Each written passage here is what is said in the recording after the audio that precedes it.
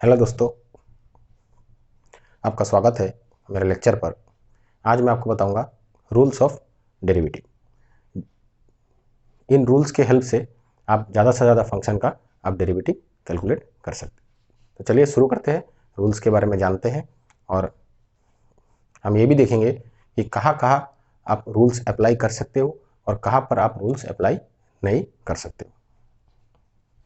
और साथ में हम कुछ रूल्स का जनरलाइजेशन भी हम करेंगे। चलिए, सबसे पहला रूल यहाँ पे रूल्स ऑफ डेरिवेटिव, या आप इसको कह सकते हैं रूल्स या लॉज। तो नंबर 1 कि constant function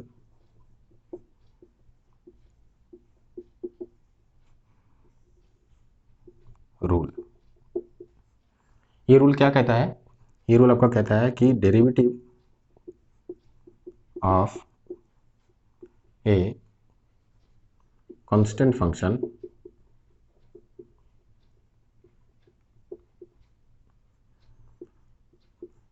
over the domain is 0। तो ये रूल आपको क्या कहता है? ये रूल ये कहता है कि कांस्टेंट फंक्शन का डेरिवेटिव उसके डोमेन के ऊपर, उसके डोमेन के हर एक पॉइंट पर उसका डेरिवेटिव आपका 0 होगा। तो चलिए कांस्टेंट फंक्शन का डोमेन के बारे में थोड़ा बात करते हैं। अब आपको पता ही है कि जब भी हम फंक्शन के बारे में बात करते हैं तो उसके साथ साथ उसका डोमेन का भी हमको जिक्र करना पड़ता है। तो कांस्टेंट फंक्शन का डोमेन क्या होता है? यहाँ पे मैं अगर f of x equal to k, अब कांस्टेंट फंक्शन का डोमेन क्या होगा? ऑल रियल नंबर, जिसे हम -∞ टू इन्फिनिटी लिखते हैं। और मैंने अपने लेक्चर में ये भी बताया कि डोमेन को हम हमेशा इंटरवल के रेस्पेक्ट में लिखते हैं। तो ये मेरा ओपन इंटरवल है, -∞ टू इन्फिनिटी, मीन्स आपने सारे रियल नंबर इसमें इंक्लूड कर लिए हैं और ये आपका कांस्टेंट फंक्शन का डोमेन हो गया। अब ये रूल क्या कहता है कि इस डोमेन के अंदर हर एक पॉइंट पर अगर मैं इस फंक्शन का डेरिवेटिव निकालूं तो उसका आंसर आपको 0 होगा। चलिए इसे प्रूफ करते हैं। तो रूल नंबर 1 को कैसे प्रूफ करेंगे? मैंने यहाँ पे चूज कर लिया कि f of x equal to k और इसका डी डोमेन है, जो कि डी इसका -∞, इन्फिनिटी इसका डोमेन है। तो इसके अंदर में, क्योंकि हम जब डेरिवेटिव की बात करते हैं तो हम डेरिवेटिव हमेशा कैलकुलेट करते हैं एक पार्टिकुलर पॉइंट पर, फिर उसी को लेकर हम डेरिवेटिव एज ए फंक्शन के हिसाब से हम देखते हैं। तो चलिए एक पार्टिकुलर पॉइंट के हिसाब से देखते हैं। सी में कोई भी एक आर्बिट्ररी पॉइंट चूज करता हूँ और C belongs to the set D, मतलब सी इस डोमेन के अंदर कोई भी एक पार्टिकुलर पॉइंट है। तो इसका डोमेन, इसका डेरिवेटिव हम कैसे निकालेंगे? तो हम डेरिवेटिव का जो हमारा स्पेशल लिमिट का जो हमने फॉर्मूला बताया था कि डेरिवेटिव के जो लिमिट फॉर्मूला, मतलब जो लिमिट के रेस्पेक्ट में जो हमने फॉर्मूला देखा था, तो उसको यूज़ कर कर हम यहाँ पर इस फंक्शन का डेरिवेटिव निकालेंगे। तो फॉर्मूला क्या है? Limit x tends to c f of x minus f of c by x minus c. अब यहाँ पे मुझे क्या करना पड़ेगा? मुझे एफ ऑफ एक्स की वैल्यू जानना है। एफ ऑफ एक्स की वैल्यू आपका के है। अब एफ ऑफ सी मतलब क्या बता रहा है कि इस सी पॉइंट पर इस फंक्शन का वैल्यू क्या होगा। सिंस ये कांस्टेंट फंक्शन है तो इसका आंसर आपको क्या मिलेगा? हमेशा के। तो आप फंक्शन को जब भी अगर आपको फंक्शन का अगर आपका आउटपुट और इनपुट में आपको अगर डिफिकल्टी होती है तो मैं यही कहूँगा कि आप फंक्शन को हमेशा मशीन के रेस्पेक्ट में देखिए, कि जैसे मशीन का एक इनपुट होता है और एक आउटपुट होता है, तो फंक्शन को भी आप ऐसे ही ट्रीट करिए कि फंक्शन एक मशीन है जो इनपुट ले रहा है एक्स और आउटपुट यहाँ पे दे रहा है के, और मशीन जो प्रोसेस कर रहा है इनपुट के ऊपर और जो ऑपरेट कर रहा है, क्योंकि मशीन कुछ ना कुछ तो इनपुट के ऊपर प्रोसेस करेगा, करके आपको आउटपुट देगा। तो उस प्रोसेस या जो रूल फॉलो कर रहा है मशीन, वो रूल को हम यहाँ पे फंक्शन कह सकते हैं। तो सिंस ये कांस्टेंट फंक्शन, इसका मतलब कि आप एक्स की वैल्यू कुछ भी लीजिए, मशीन के इनपुट में डालिए, तो आउटपुट हमको हमेशा कांस्टेंट ही मिलेगा। तो यहाँ पे मैं अगर एक्स इक्वल टू सी देता हूँ तो आउटपुट क्या मिलेगा? मेरे को के ही मिलेगा। और वो के इक्वल टू हम क्या लिख सकते हैं? F of c. तो यहाँ पे मेरा limit x tends to c, f of x की वैल्यू भी के है और इसकी वैल्यू भी k है, x माइनस सी। तो यहाँ पे देखिए k माइनस के अल्टीमेटली ये आपका हो गया अंदर लिमिट x टेंस टू सी 0। और आप जानते हैं 0 एक कांस्टेंट नंबर है, तो कांस्टेंट नंबर का लिमिट क्या होगा, कांस्टेंट, दैट इज 0। तो ये पहला रूल है। ये पहला रूल क्या है कि कांस्टेंट फंक्शन का डेरिवेटिव उसके इंटरवल पर हर एक पॉइंट पर उसका डेरिवेटिव आपका 0 होगा। और यहाँ पे देखिए c, अब अगर आप c को भी वेरिएबल मानते हैं कि c, जैसे मैंने यहाँ पे कांस्टेंट बोला, तो सोच लीजिए कि c आपने कुछ वैल्यू 1 लिया, फिर आप c की वैल्यू 0.5 लीजिए, कोई भी वैल्यू लीजिए, क्योंकि कांस्टेंट फंक्शन का डोमेन आपका एनी रियल नंबर है, you choose any real number, आपको हमेशा 0 ही मिलेगा। तो मैं ये कह सकता हूँ रूल नंबर 1 के रेस्पेक्ट में, derivative of a constant function over its domain is always 0।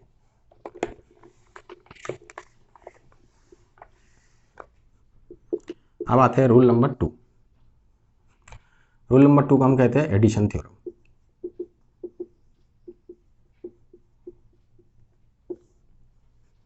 अब एडिशन थ्योरम क्या कहता है, एडिशन थ्योरम कहता है कि if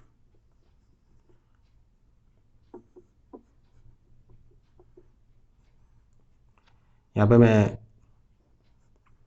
if u of x and v of x मैं ले लेता हूँ, f of x and g of x कुछ भी ले सकते हैं, u एक फंक्शन हो गया, v एक फंक्शन हो गया x का, are differentiable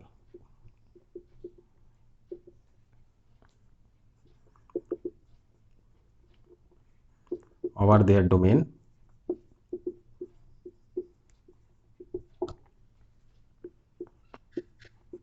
then we can prove that कि ddx of ux plus v of x at any point is equal to ddx of u of x at point c plus ddx of v of x at point c। तो चलिए इसके बारे में बात करते हैं। ये क्या कह रहा है कि अगर u of x and v of x अगर डिफरेंशिएबल फंक्शन है ओवर देयर डोमेन, मतलब u ऑफ x का कुछ एक डोमेन है, v ऑफ x का आपका पास, अब v ऑफ x का भी एक डोमेन है, क्योंकि दोनों फंक्शन है तो दोनों का डोमेन हो गई। अब दोनों डोमेन, अब ये दोनों फंक्शन अपने अपने डोमेन के अंदर अगर ये डिफरेंशिएबल है, इसका मतलब कि उस अपने अपने डोमेन के हर एक पॉइंट पर अगर इनका डेरिवेटिव एग्जिस्ट कर रहा है, तब मैं ये चीज़ लिख सकता हूँ और मैं इसको प्रूव कर सकता हूँ कि अगर मैंने इन दोनों फंक्शन का ऐड किया और उस एडिशन करने के बाद जो मेरे को नया फंक्शन मिला उसका अगर मैं डेरिवेटिव निकालूँ एक पर्टिकुलर पॉइंट सी पर, वेयर सी ये जो पॉइंट है, ये पॉइंट आपका इस ये जो नया फंक्शन आपने बनाया है, चलिए इसको मैं एफ ऑफ एक्स लिख लेता हूँ कि अगर सी जो पॉइंट है वो एफ ऑफ एक्स के डोमेन में है, कैपिटल एफ ऑफ एक्स के डोमेन में, तो मैं ये लिख सकता हूँ कि वहाँ पे एफ ऑफ एक्स का डेरिवेटिव आप लिख सकते हैं कि सिंपली यू ऑफ एक्स का derivative at x equal to c plus v of x का derivative at x equal to c. चलिए इसको प्रूफ करते हैं।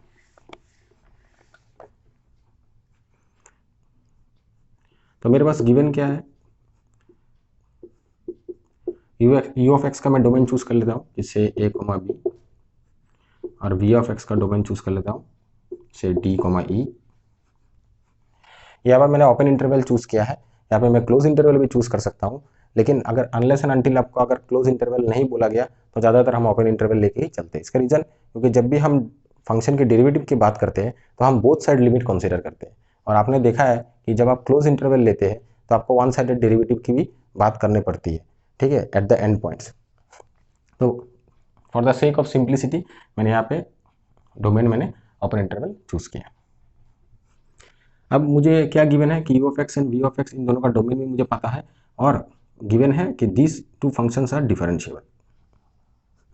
अब ये दो फंक्शन डिफरेंशिएबल मतलब मैं कोई भी सी एक पॉइंट चूज करता हूँ, c is an arbitrary point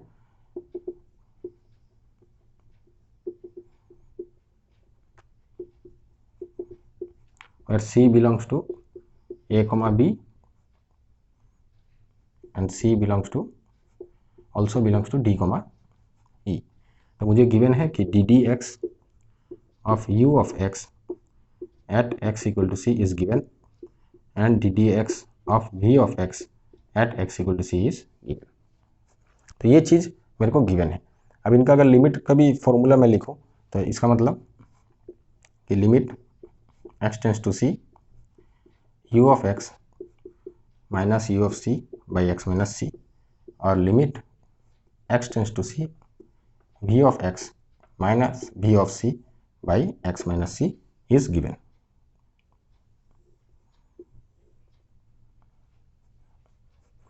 ये तो चीज़ मुझे गिवन है। अब यही चीज़ इन्हीं का यूज़ कर कर मुझे वो एडिशन थ्योरम मुझे प्रूफ करना पड़ेगा।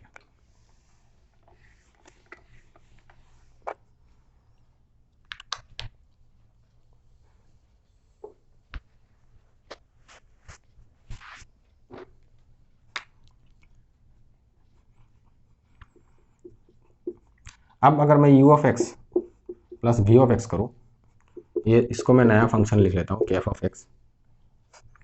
अब जब मैंने दो फंक्शन को ऐड किया तो f ऑफ x का डोमेन क्या होगा?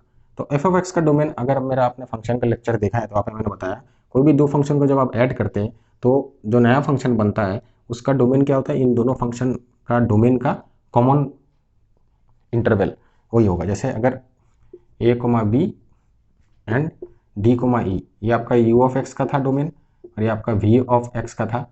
अब f ऑफ x का डोमेन क्या होगा? इन दोनों का कॉमन। दैट मीन्स मैं लिख सकता हूँ a, b intersection d, e। ठीक है, ये कॉमन डोमेन होगा। अब u ऑफ x अगर अपना डोमेन में डिफरेंशिएबल है, v ऑफ x अगर इस डोमेन में डिफरेंशिएबल है, तो ये ऑब्वियस सी बात है कि u of x and v of x इस कॉमन डोमेन के अंदर भी डिफरेंशिएबल होगी, क्योंकि ये जो सेट मैं यहाँ पे जनरेट कर रहा हूँ ये सेट इन दोनों का इंटरसेक्शन है। मतलब इस नया जो सेट आपको मिलेगा यहाँ पे कॉमन डोमेन में जितने भी एलिमेंट होंगे, ये हर एलिमेंट आपका u ऑफ x के डोमेन के अंदर भी रहेगा और v ऑफ x के डोमेन के अंदर भी रहेगा। तो इसका मतलब इस कॉमन डोमेन पर भी ये दोनों फंक्शन मेरे डिफरेंशिएबल है। तो यहाँ पे भी मैं c चूज कर लेता हूँ where c belongs to this common domain. अब यहाँ पे मुझे क्या एडिशन थ्योरम प्रूव करना है, तो मैं यहाँ पे d d x of f of x at x equal to c मुझे इवेलुएट करना है। तो मैं लिमिट का फॉर्मूला लिखूंगा, limit x tends to c f of x minus f of c by x minus c. ठीक है, ये मैंने लिख लिया यहाँ पे। अब यहाँ पे मुझे क्या करना पड़ेगा? जस्ट मुझे एफ ऑफ एक्स का वैल्यू पुट करना है। अब एफ ऑफ एक्स मतलब u of x plus v of x हो गया, और एफ ऑफ सी क्या होगा? तो सिंपली आप लिख सकते हैं यहाँ पे u of c plus v of c. ठीक है, तो मैं यहाँ पे लिखता हूँ u of x plus v of x minus u of c bracket plus v of c by x minus c.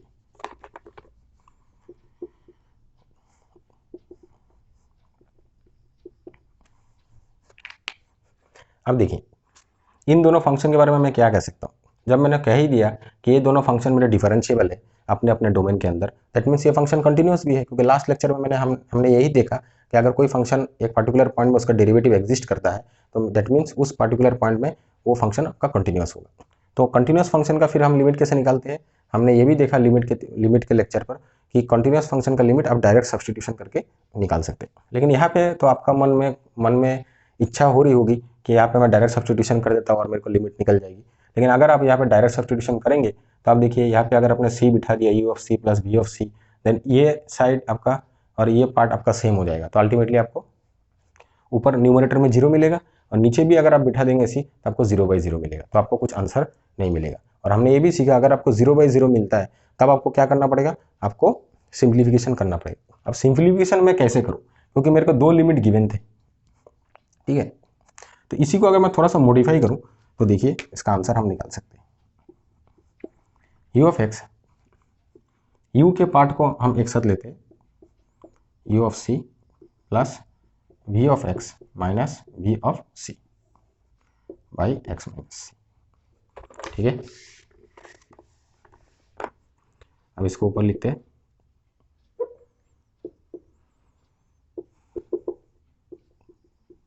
अब इसको लिखते हैं u of x minus u of c by x minus c plus v of x minus v of c by x minus c. अब देखिए ये part मेरा एक function हो गया, इसको मैं f ऑफ x लिख सकता हूँ, ये पार्ट हो गया मेरा g ऑफ x।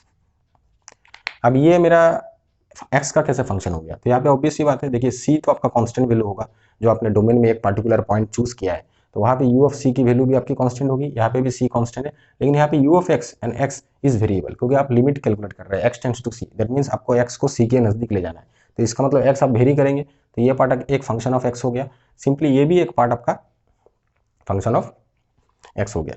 अब अगर हमको अभी हम क्या करेंगे, अभी हमको ऑब्वियस सी बात पता है कि हमको एडिशन थ्योरम ऑफ लिमिट का यूज़ करना है, कि लिमिट का एडिशन थ्योरम हमको यहाँ पे यूज़ करना है, लेकिन लिमिट का एडिशन थ्योरम जब आप यूज़ करेंगे तो मैं बार बार ये कह रहा हूँ, तो आपको ये जानना पड़ेगा कि प्रोवाइडेड कि आपको एफ ऑफ एक्स की limit at c and g of x की लिमिट एट सी आपको पता होना चाहिए।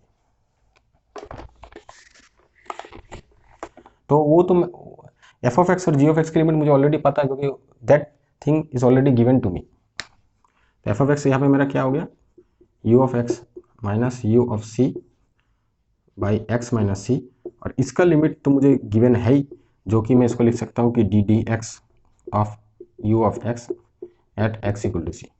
ये मेरा स्टार्टिंग में गिवन था, क्योंकि मैंने ये कहा था कि मेरा u of x and v of x are differentiable function if that means they are given.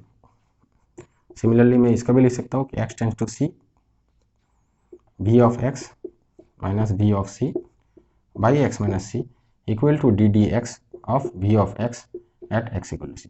तो that is equal to limit x tends to c f of x, और ये हो गया limit x tends to c g of x. This two limits are given, तो अब हम easily addition theorem use कर सकते हैं। तो एडिशन थ्योरम क्या कहता है, दो फंक्शन का को ऐड करने के बाद अगर मुझे लिमिट निकालना है, दैट मीन्स उन दोनों का लिमिट को आप सिंपली ऐड कर दीजिए। दैट मीन्स आप इसको x tends to c f of x plus limit x tends to c g of x, और यहाँ पे इनका लिमिट क्या गिवन था कि d d x of u of x at x equal to c plus d d x of v of x at x equal to c. Hence आपका addition theorem of derivative आपका proof हो गया। तो यहाँ पे मैंने particular point लेके शुरुआत की कि एक्स इक्वल टू सी, जरूरत नहीं कि आप एक पार्टिकुलर पॉइंट में ही करिए, आप सी कोई भी आप पॉइंट चूज करिए इस एफ ऑफ एक्स के कॉमन डोमेन पर, जो मैंने बताया था कैपिटल एफ ऑफ एक्स के कॉमन डोमेन पर, तो आप हर एक पॉइंट पर आप ये प्रूफ कर सकते हैं कि derivative of f of x, जो एफ ऑफ एक्स आपका क्या था, it is u of x plus v of x. ठीक है, अब इसका तो हर एक पॉइंट पर आप इसका डेरिवेटिव निकाल सकते हैं। अगर हर एक पॉइंट में डोमेन के हर एक पॉइंट पर अगर एक फंक्शन का डेरिवेटिव एग्जिस्ट करता है, तब हमको हम डेरिवेटिव को एज ए फंक्शन के हिसाब से हम देख सकते हैं।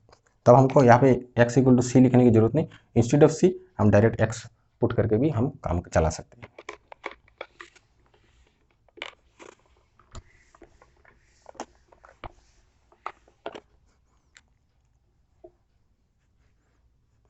अब एडिशन थ्योरम के रेस्पेक्ट में हम इसका जनरलाइजेशन देखेंगे।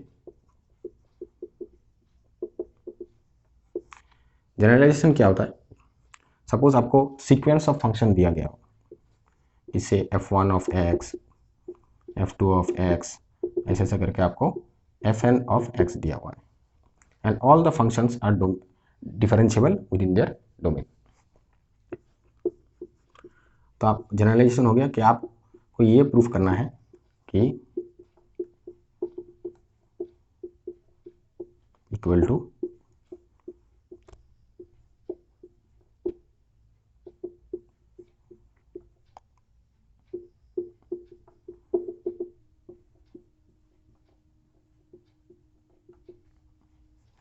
ये आपको प्रूफ करना है। तो इसका प्रूफ हम कैसे करेंगे, ये सीक्वेंस ऑफ फंक्शन मतलब n आपका कोई भी आप वैल्यू ले लीजिए 2 3, तो ऐसे आप करके अगर आप n2 लेंगे तो आपको सिर्फ दो ही फंक्शन एग्जिस्ट करेंगे f1x एंड f2x, ऐसा करके। जरूरत नहीं कि ये सब फंक्शन सेम हो, ये फंक्शन डिफरेंट भी हो सकते, डिफरेंट भी आपका आप चूज कर सकते हैं और सेम भी चूज कर सकते हैं। तो एनीवे इसको हमको प्रूफ करना है। इसको प्रूफ करने के लिए हम मैथमेटिकल इंडक्शन का हेल्प लेंगे।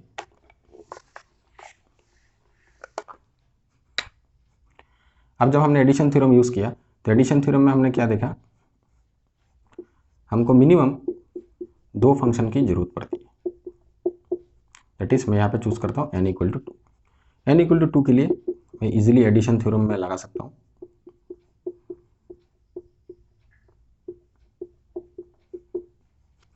और यहाँ पे देखिए मैंने कोई पार्टिकुलर पॉइंट चूज नहीं किया, क्योंकि मैंने ऑलरेडी हमने एडिशन थ्योरम में देखा एक पार्टिकुलर पॉइंट में डेरिवेटिव करना या पूरा डोमेन के अंदर हर एक पॉइंट में डेरिवेटिव करना, अगर आप करेंगे तो भी आपका एडिशन थ्योरम सेटिस्फाई होगा।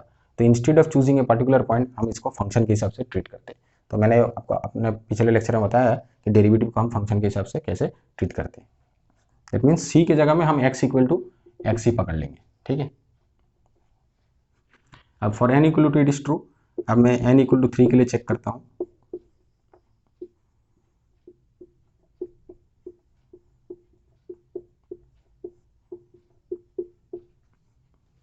अब आप क्या करेंगे, इसको हम एक नया नाम दे देते हैं, that is equal to f of x. तो यहाँ पे ये एफ ऑफ एक्स हो गया, तो d d x that is f of x plus f three of x equal to, अब यहाँ पे भी देखिए आपको 2 ही फंक्शन है, तो अगेन आप डेरिवेटिव का एडिशन थ्योरम यूज कर सकते हैं। D d x of f of x plus d d x of f three of x.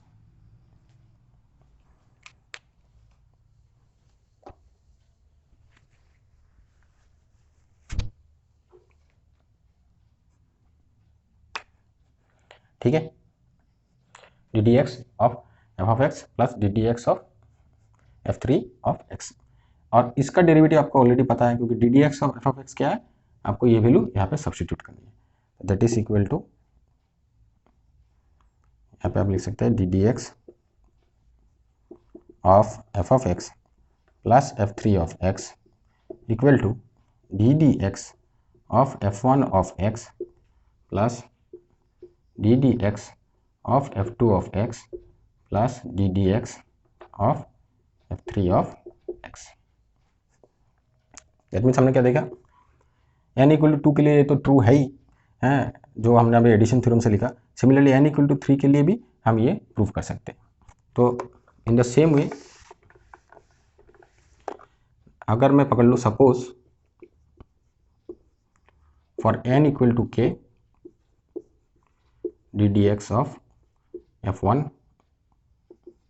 Plus f2, बार बार मैं f ऑफ x नहीं लिख रहा हूँ, मैं अब शॉर्ट में लिख देता हूँ, where f1 means f1 of x plus fk equal to d d x of f1 plus d d x of f2 and d d x of fk। Suppose for n equal to k this statement is true. अगर मैं proof कर पाऊँ कि for n equal to k plus 1 again this statement is also true, then हम कह सकते हैं कि for any value of n, हम any value of n we can say कि this statement is also true.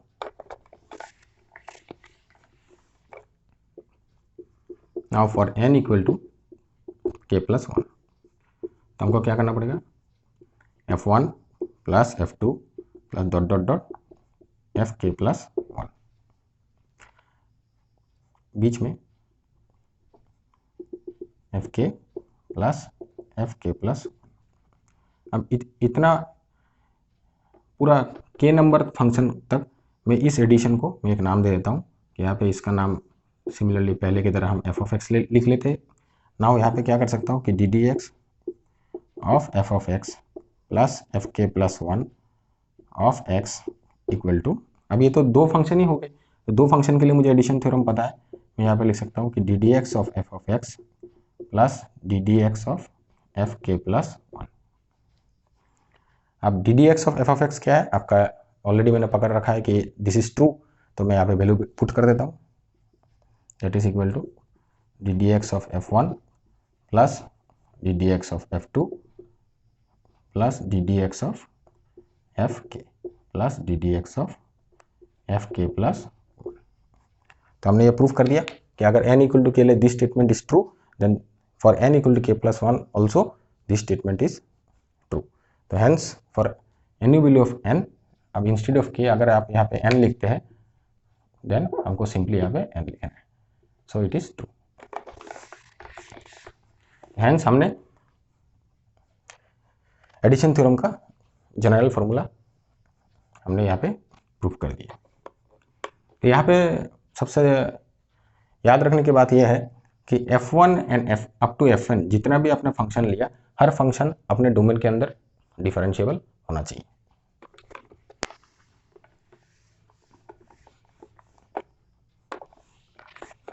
अब बात करते हैं रूल नंबर 3, प्रोडक्ट रूल।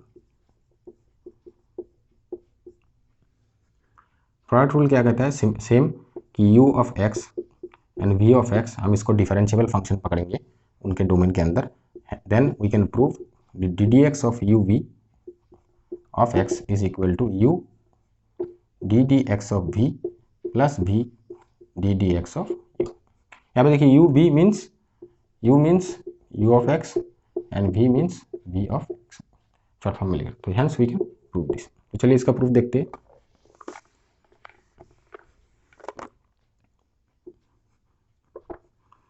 इसको ऐसे पकड़ लेता हूँ कि f of x equal to u v of x, और we can write u of x into v of x। ये जो नोटेशन है, ऐसे टाइप के नोटेशन को हम ऑपरेटर नोटेशन कहते हैं। ये नोटेशन जब ये u v ये ऑपरेटर हम समझते हैं क्योंकि ये x के ऊपर ऑपरेट करेगा, तो हमको क्या मिलेगा? u of x and v of x। ठीक है, अगर आपको कंफ्यूजिंग लगता है ये ऑपरेटर तो आप इसको छोड़ भी सकते हैं, आप सिंपली ये भी सोच के कर सकते हैं, u of x into v of x। तो मेरे को क्या, अच्छा यहाँ पे भी हम डोमेन के बारे में बात करते हैं। अगर मुझे u of x and v of x का डोमेन पता है, तो हमने ये भी देखा है कि अगर हम दो फंक्शन को प्रोडक्ट करते हैं तो प्रोडक्ट का भी डोमेन आपका कॉमन डोमेन ही होता है।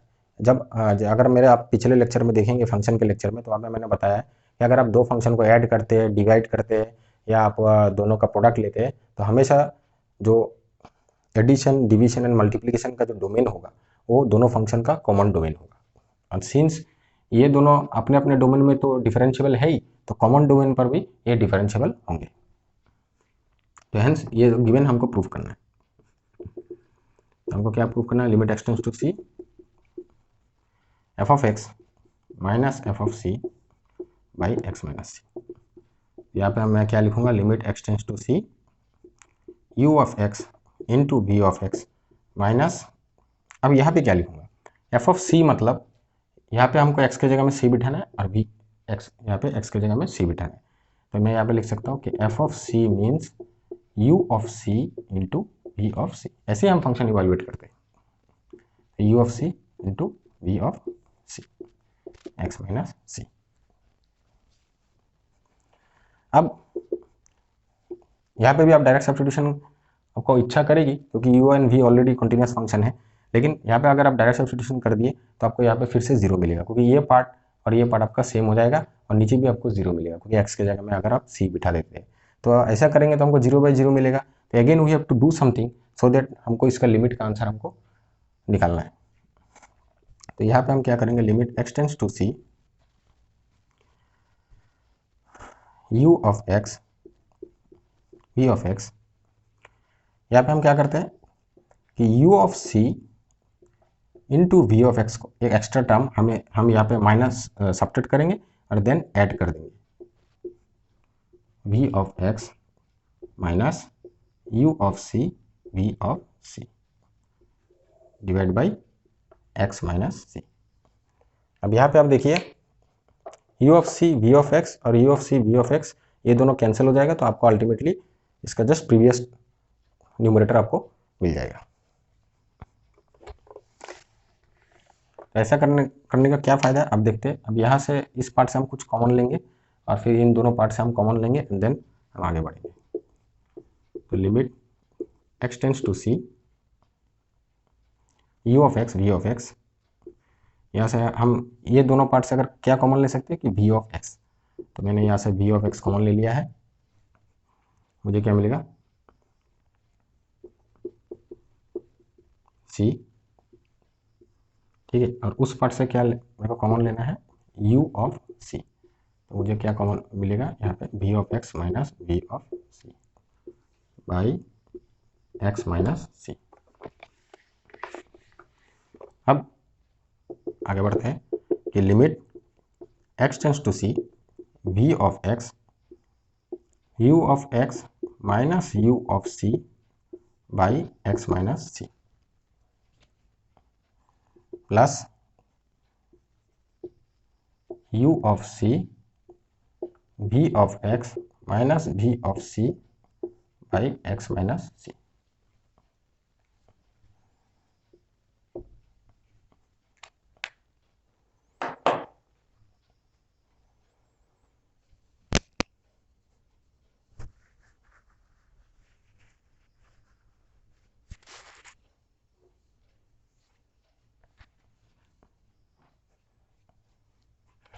अब यहाँ पे मैं क्या करूँगा, यहाँ पे हम एडिशन थ्योरम का भी यूज़ करेंगे और प्रोडक्ट थ्योरम का भी यूज़ करेंगे।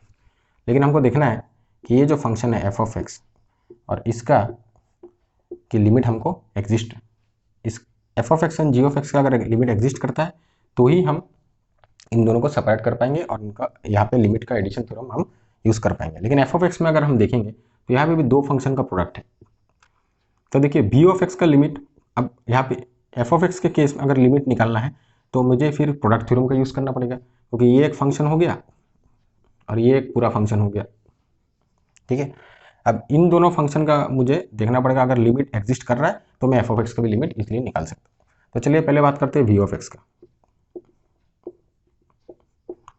इसका लिमिट क्या होगा, मैं लिखता हूँ वी ऑफ सी। वाई, क्योंकि मैंने ऑलरेडी बोल दिया है कि वी ऑफ एक्स आपका डिफरेंशिएबल फंक्शन है। ठीक है, वी ऑफ एक्स अगर आपका डिफरेंशिएबल फंक्शन है तो हर एक पॉइंट पे उसके डोमेन के अंदर उसका डेरिवेटिव एग्जिस्ट कर रहा है। और हमने पहले इससे पिछले लेक्चर में हमने देखा कंटिन्यूटी एंड डिफरेंशिएबिलिटी के लेक्चर में, वहाँ पे हमने क्या देखा कि अगर कोई फंक्शन एक पर्टिकुलर पॉइंट में उसका डेरिवेटिव एग्जिस्ट कर रहा है तो उस पर्टिकुलर पॉइंट में फंक्शन कंटिन्यूअस है। तो ये आपका continuous, since v of x आपका कंटिन्यूअस है तो उसका लिमिट हम डायरेक्ट लिख सकते हैं कि वी ऑफ सी। तो ये तो बात हो गई। अब इसका लिमिट तो मुझे गिवन है, मुझे निकालना है कि limit x tends to c u of x u of c by x minus c, it is already given ddx of u of x at x equal to c। ठीक है, अब सिमिलरली आप इसका बारे में सोचिए, u of c तो आपका कांस्टेंट हो गया। ठीक है, तो यहाँ पे भी आप इजीली प्रोडक्ट निकाल सकते, प्रोडक्ट थ्योरम लगा सकते हैं सिंपली g of x के लिए। u of c कांस्टेंट है तो कांस्टेंट की लिमिट कांस्टेंट है और ये लिमिट आपको ऑलरेडी प्रोवाइडेड है, क्योंकि आपको कहा गया है कि v of x is a differentiable function. तो इसका मतलब f of x की लिमिट और g of x की लिमिट हम इजिली निकाल सकते हैं। तो limit x tends to c, f of x की लिमिट क्या हो जाएगी, since f of x is a product of two function, तो प्रोडक्ट ऑफ टू फंक्शन का limit means product of their limits, that is v of c and d d x of u of x at x equal to c। Simply x tends to c g of x, इसका limit आपका क्या हो जाएगा, u of c ddx of v of x at x equal to c। Just हमको अभी यहाँ पे put कर देना इन दोनों का limit, we have to just use this limit. जब हमको f of x and g of x की लिमिट पता चल गई at x equal to c पर, अब हम एडिशन थ्योरम लिख सकते हैं। एडिशन थ्योरम क्या कहता है, simply limit x tends to c f of x plus limit x tends to c g of x। तो अल्टीमेटली आपको क्या करना पड़ेगा, यहाँ पे आपको यहाँ पे लिखना पड़ेगा कि that is equal to v of c d d x of u of x at x equal to c plus u of c d d x of v of x at x equal to c। तो यहाँ पे मैंने c को एक particular point choose किया है, जो मेरा प्रोडक्ट जो फंक्शन है जो मैंने यहाँ पे लिखा है कि f ऑफ x जो मेरा u v ऑफ x है इसके डोमेन पर, सिंस c अगर इसके डोमेन में लाई करता है तो ये c आपका u के डोमेन में भी लाई करेगा, v के डोमेन में भी लाई करेगा। ठीक है, तो यहाँ पे मैंने c पॉइंट पर प्रोडक्ट थ्योरम का प्रूफ किया है।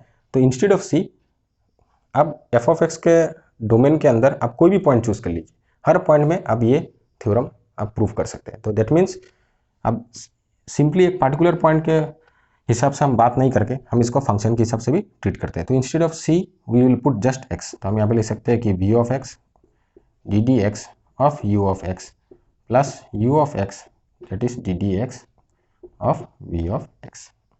तो यहाँ पे हमने जो प्रूफ किया, ये हमने प्रूफ किया कि डेरिवेटिव एज ए फंक्शन के हिसाब में,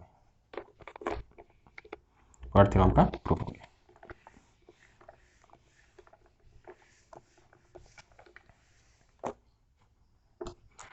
अब प्रोडक्ट थ्योरम का हम जनरलाइजेशन देखते हैं। दैट इज, अगर मेरे पास u, तो लीजिए सीक्वेंस ऑफ फंक्शन है u1 u2 u3 dot dot dot un, इसको चलिए इवैल्यूएट करते हैं। तो इसका डेरिवेटिव आपको क्या मिलेगा, इसको भी हम एडिशन थ्योरम के हिसाब से तरह, जैसे हमने जनरलाइजेशन जब एडिशन थ्योरम का जनरलाइजेशन किया था, वहाँ पे हमने जैसे दो फंक्शन लेकर हमने प्रूफ किया, तो यहाँ पे भी वैसे ही करेंगे। हम देखेंगे क्या होता है। तो पहले हम लिखेंगे D d x of u1 u2,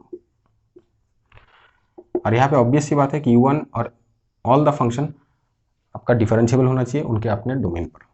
तो मैं यहाँ पे लिख सकता हूँ सिंपली प्रोडक्ट थ्योरम यूज करके कि u1 d d x of u2 plus u2 d d x of u1। ठीक है, अब ये हो गया n इक्वल टू 2 के लिए। सिमिलरली n इक्वल टू 3 के लिए हम करते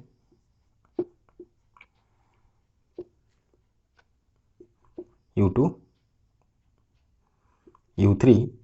देन अब हम क्या कर सकते हैं, अब ये u1 u2 को मैं एक नया फंक्शन पकड़ लेता हूँ, से कैपिटल U। ठीक है, तो मैं यहाँ पे लिख सकता हूँ that is equal to d d x of capital U into u3 equal to, अब यहाँ पे भी हम डेरिवेटिव यूज कर सकते हैं कि d d x of u3 plus u3 into D d x of capital U।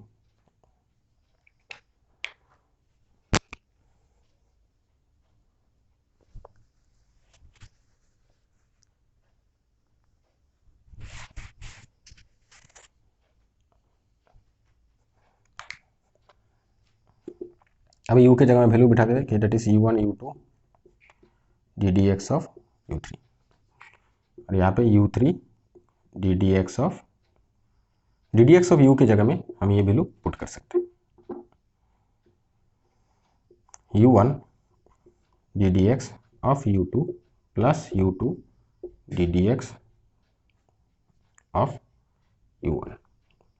तो अल्टीमेटली इसका क्या लिख सकते हैं हम, equal to u1 u2 d d x of u3 plus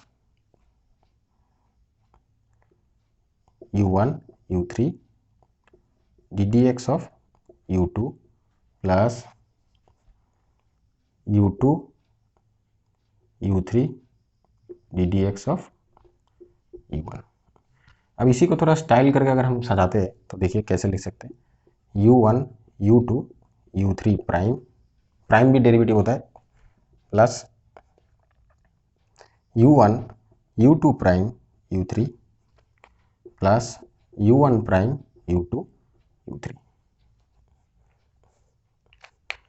तो यहाँ से हम क्या कह सकते हैं, अगर हम सेम, क्योंकि हमने इसका प्रूफ कर लिया है, 3 फंक्शन का हमने प्रोडक्ट का डेरिवेटिव का जनरलाइजेशन कर लिया है, तो अब अगर आप 4 फंक्शन का लेके करेंगे तो आपको क्या मिलेगा, आपको simply D d x of u1 u2 u3 and u4।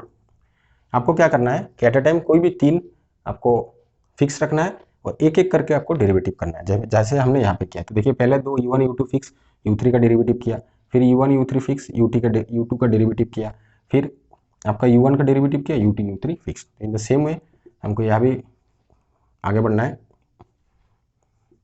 हम क्या करेंगे, u1 u2 u3 u4 prime plus फिर u1 u2 u3 prime u4 plus u1 u2 prime u3 u4 and then u1 prime u2 u3 u4.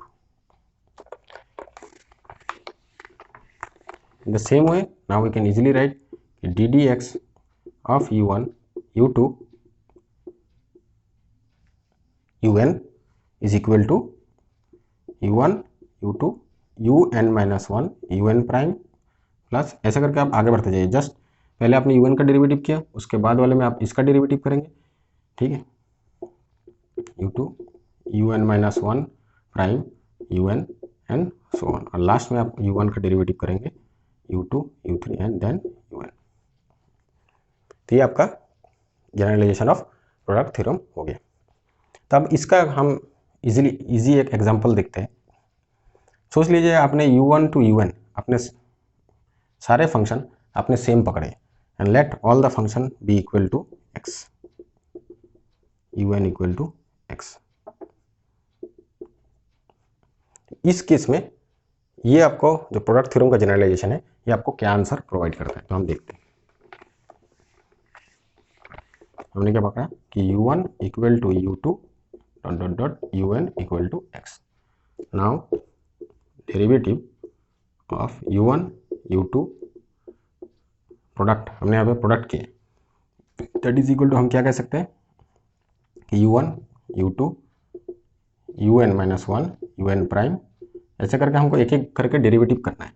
Next u1 u2 un minus 1 prime un plus next u1 u2 ऐसे un minus 2 un minus 1 un plus and last में आप लिखिए u1 prime u2 and then u1। तो यहाँ पे मैं आप value बिठाता हूँ सबकी वैल्यू, यहाँ पे d d x of x into x ऐसा करके आपने into x up to n। तो यहाँ पे आपको क्या मिलेगा, that is equal to d d x of x to the power n, और n इज आपका इंटीजर, क्योंकि ये सीक्वेंस ऑफ फंक्शन मैंने पकड़ा है तो सीक्वेंस आपका हमेशा पॉजिटिव इंटीजर से हम लेते हैं, एंड आपका यहाँ पे इंटीजर है। तो इस साइड में आपको क्या आंसर मिलेगा, अगर आप पहला फर्स्ट टर्म का डेरिवेटिव करेंगे तो देखिए अप टू n माइनस 1 आपको क्या मिलेगा x to the power n minus 1, और जब आप डेरिवेटिव ऑफ सिंपल x करेंगे, और ये आपको पता है कि d d x of x क्या होता है, दैट इज इक्वल टू 1। ये कैसे पता चलेगा, क्योंकि मैंने आपको स्ट्रेट लाइन का डेरिवेटिव करके दिखाया है।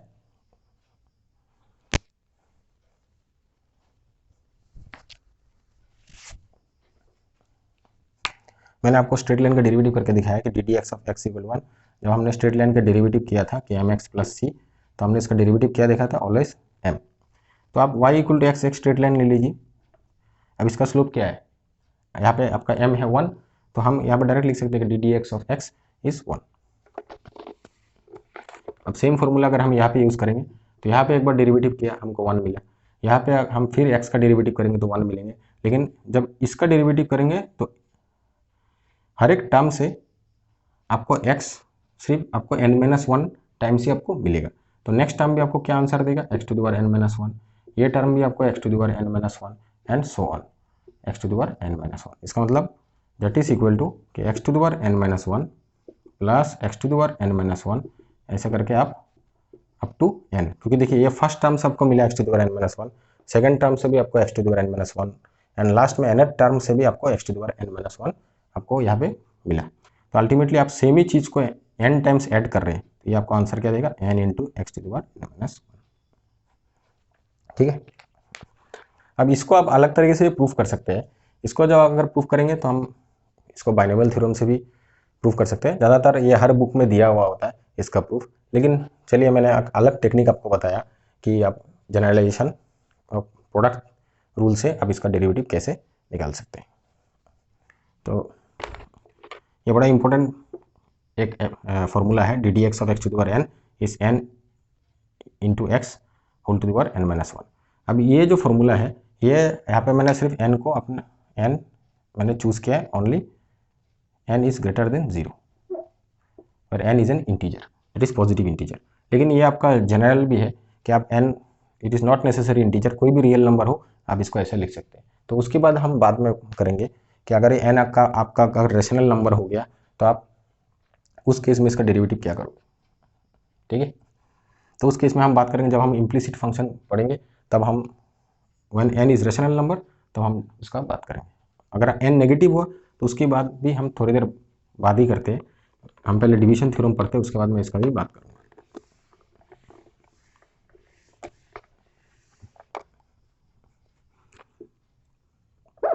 तो 3 रूल मैंने आपको बता दिए, और 4th रूल है आपका डिवीजन रूल,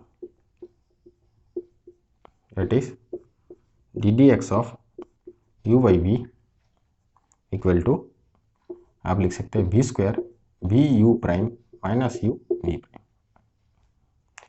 तो यहाँ पे एक सोचने की बात है कि यू एंड वी अपने अपने डोमेन में तो डिफरेंशिएबल है ही, लेकिन जब आप यू बाई वी कंस्ट्रक्ट करते हैं तो ये फंक्शन का डोमेन क्या हुआ, इस फंक्शन का डोमेन कॉमन डोमेन होगा, लेकिन यहाँ पे आपको एक पॉइंट छोड़ देना पड़ेगा जहाँ पर v ऑफ x आपका इक्वल टू 0 होता है, वो सारे x के वैल्यू आपको डोमेन से बाहर निकालना पड़ेगा, क्योंकि वो उस हर x के वैल्यू पर आपका जो ये पूरा फंक्शन है u बाई वी ये अनडिफाइंड हो जाएगा।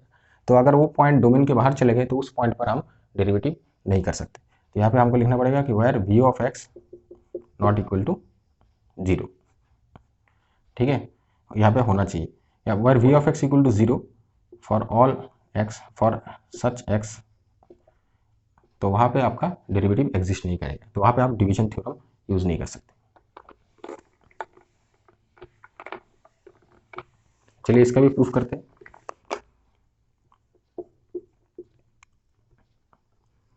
इसका भी हम प्रूफ करेंगे कि limit x tends to c u of x by v of x minus u of c by v of c by x minus c। अब इसको क्या करेंगे कि limit x tends to c, इसका हम एलसीएम लेते हैं तो will get u of x v of c minus v of x u of c by x minus c। अब यहाँ पे भी हम जैसे हमने प्रोडक्ट थ्योरम के लिए किया था, तो यहाँ पे भी मैं कंस्ट्रक्ट करने की कोशिश करूँगा। अगर आपने डायरेक्ट सब्स्टिट्यूट कर दिया तो आपको यहाँ पे भी 0/0 मिलेगा, लेकिन हमको लिमिट सॉल्व करना है। तो यहाँ पे हम एक चीज़ करेंगे कि u of x v of c minus u of c v of c, ये टर्म को फिर हम दोबारा ऐड कर देते हैं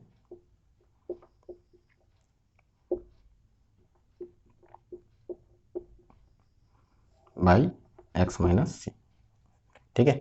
अब देखिए इन दोनों टर्म से हम कुछ कॉमन लेंगे और इस दोनों टर्म से हम कॉमन लेंगे।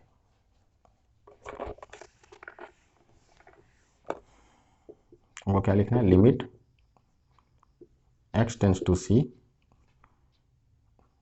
ये दोनों टर्म से क्या कॉमन जाएगा, v of c u of x। अच्छा, अब इसका एलसीएम में अब नीचे भी एक टर्म रह जाएगा, that is v of x into v of c।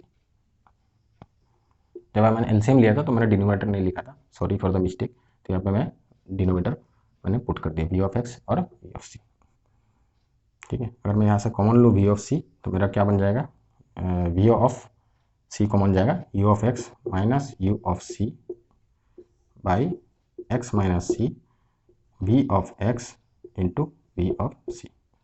Similarly यहाँ पे मुझे क्या करना पड़ेगा, तो यहाँ पे देखिए अगर आप u ऑफ c कॉमन लेंगे तो ये v of c minus v of x हो रहा है, तो इसको मैं माइनस को रिवर्स कर देता हूँ। माइनस को अगर रिवर्स कर दूंगा तो u ऑफ c कॉमन जाएगा और मैं यहाँ पे लिख सकता हूँ कि v of x minus v of c by x minus c into v of x into v of c। अब वही बात हो गई, ये अलग फंक्शन पकड़िए, इसको आप अलग फंक्शन पकड़िए, ठीक है। अब दोनों फंक्शन का अगर लिमिट एग्जिस्ट कर रहा है और आपको अगर पता है तो आप सिंपली इसका लिमिट कैलकुलेट कर सकते हैं। तो यहाँ पे देखेंगे अगर इस फंक्शन की बात करें सिंपली, तो यहाँ पे दो फंक्शन का प्रोडक्ट है, एक ये टोटल या और एक ये, ठीक है। तो आप यहाँ पे ले लीजिए, बाय इसको हम अरेंज कर सकते हैं कि v ऑफ c के साथ ये भी ले लेते हैं। हम देखते हैं कि v ऑफ c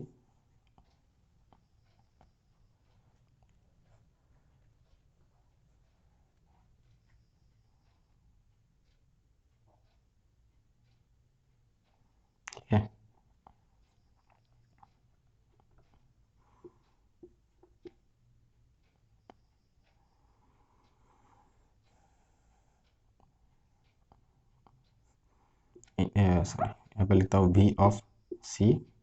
अब इसका लिमिट क्या होगा, अगर आप इसका लिमिट निकालेंगे कि limit x tends to c, v of c का आपको लिमिट पता है, इसका भी लिमिट अभी ये कैंसिल कर दीजिए, रहा यहाँ पे 1/v of x, since it is continuous function तो मैं यहाँ पे इसको ऐसे भी लिख सकता हूँ कि that is v of c whole square, ठीक है। सिमिलरली वहाँ पे भी मैं ये कर सकता हूँ कि u of c by v of c whole square, and बाकी जो ये पार्ट है, यह पार्ट आपको तो गिवन है ही, जो डेरिवेटिव है, तो अल्टीमेटली मैं क्या लिख सकता हूँ कि v of c u prime at c by v square minus u of c v prime of c v square, it is ultimately v square v into u prime minus u into v prime. तो hence मेरा division theorem भी अब मेरा proof हो गया है। ठीक है,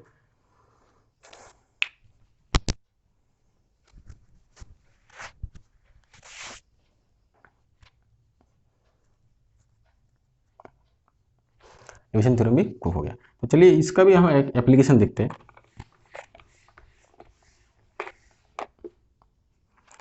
सबसे अच्छा एप्लीकेशन है कि अगर आप ये जानना चाहते हैं कि x to the power n, अगर n आपका नेगेटिव इंटीजर है तो हम क्या लिखेंगे यार n इक्वल टू माइनस है। ठीक है, हम इसको करेंगे d d x of x to the power minus n, that is d d x of 1 by x to the power n। अब यहाँ पे मैं इसका डिवीजन थ्योरम कैसे यूज़ करूँगा, मैं देखूंगा कि u of x is equal to 1 and v of x equal to x to the power m। Now both the function are differentiable, क्योंकि ये x का इंटीजर पावर है, तो x का इंटीजर पावर जैसे x, x square, x cube, ये सारे function अपने अपने डोमेन के अंदर डिफरेंशिएबल है, तो यहाँ पे मैं डिवीजन थ्योरम यूज़ कर सकता हूँ। लेकिन जहाँ जहाँ ये point x to the power m equal to 0 होंगे, जिस x के वैल्यू के लिए, ठीक है, वहाँ पर आप इसका डेरिवेटिव, आप वहाँ पर डिवीजन थ्योरम यूज़ नहीं कर सकते। इनफैक्ट वहाँ पर डेरिवेटिव आपका अनडिफाइंड हो जाएगा। तो ये सब पॉइंट मैं ओमिट कर देता हूँ, मतलब मैं यहाँ पे चूज़ करता हूँ कि x to the power m,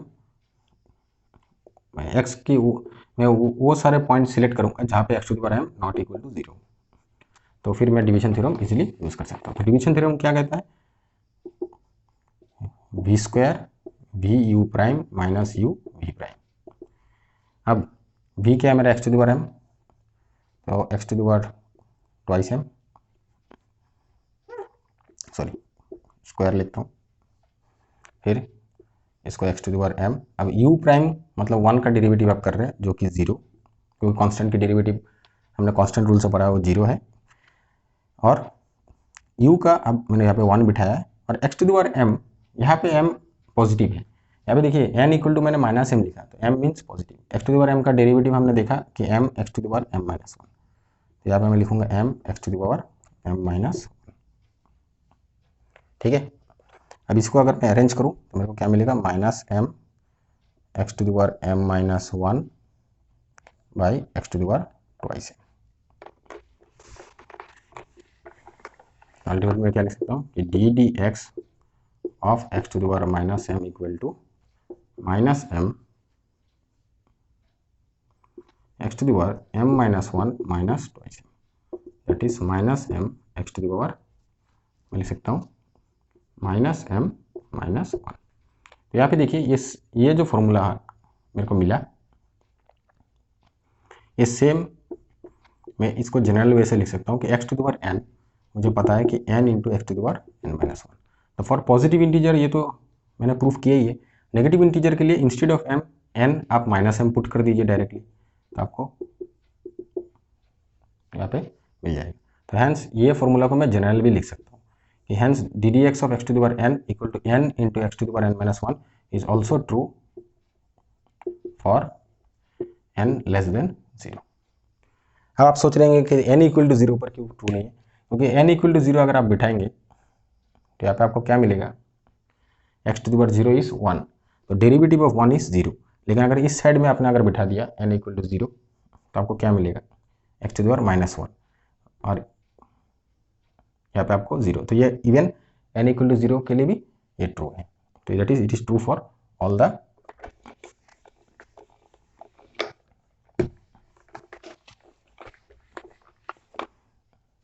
हाँ, ये मैंने शायद ये कह दिया होगा कि ये n इक्वल टू 0 के लिए भी ट्रू नहीं है, लेकिन आप लेकिन n इक्वल टू 0 के लिए भी सॉरी ये ट्रू है। तो मैं यहाँ लिख सकता हूँ d d x of x to the power 0, ये आपको क्या मिलेगा, ultimately d d x of 1 that is 0। You can put here कि m के जगह में आप 0 बिठा दीजिए, ठीक है, तो अल्टीमेटली आपको आंसर 0 ही मिलेगा।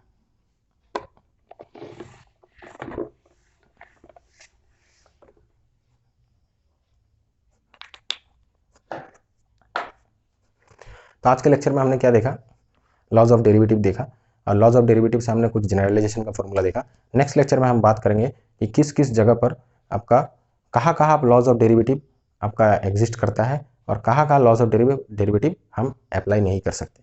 कुछ एग्जाम्पल के हेल्प से मैं ये आपको मैं आपको ये बताऊंगा। ठीक है, so thanks for the watching.